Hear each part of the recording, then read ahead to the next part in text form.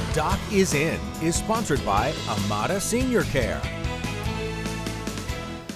Fox 56 News Chief Medical Contributor Dr. Ryan Stanton back in studio for this half hour, and he's focusing on the newly released COVID vaccine.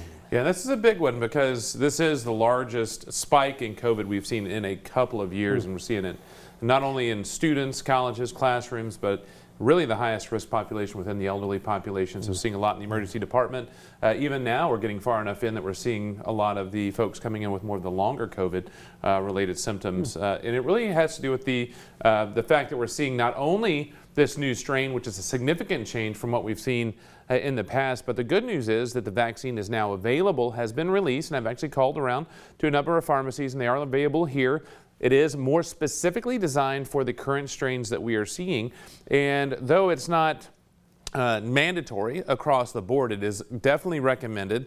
There is a vaccine approved for any 6 months or older, and so definitely recommending getting that vaccine if you haven't had the COVID within the last few months for those that are higher risk, the elderly, those with significant hypertension, obesity, diabetes, chronic lung disease, if you've had significant COVID in the past, getting that knocked out, and for those young mothers, because as you've noticed, one that is not a candidate are those under 6 months. And so as we see the significant spike, we don't want to put those at risk of being very selective. I'm actually going to get the COVID booster tomorrow morning because we've got a number of national meetings and professional organization things coming up, be around a lot of people, so I want to make sure that we don't have that opportunity to catch it and spread it.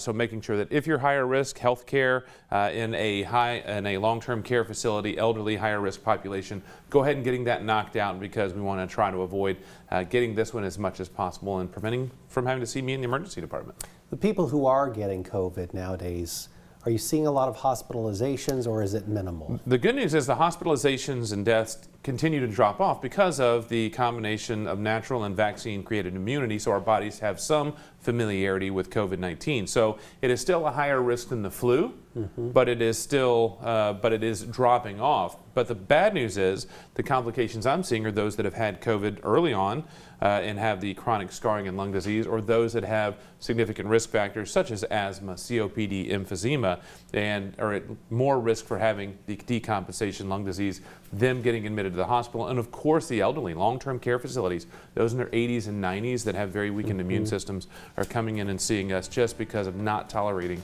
this strain of the COVID very well. Main takeaway, folks, don't let your guard down. Don't let your guard down. If you're higher risk, go ahead and get that vaccine, knock it out. Take care of yourself, protect yourself, and protect those that are around you, especially those that could be higher risk. All right. Great information. Enjoy your holiday weekend, Doc. We're going to mail it in. You need to. Catch up on our sleep. You work way too much. He's going to chill here in Lexington. Absolutely. We have one more hour of news right after this. You're watching Fox 56 News. Our home, your news.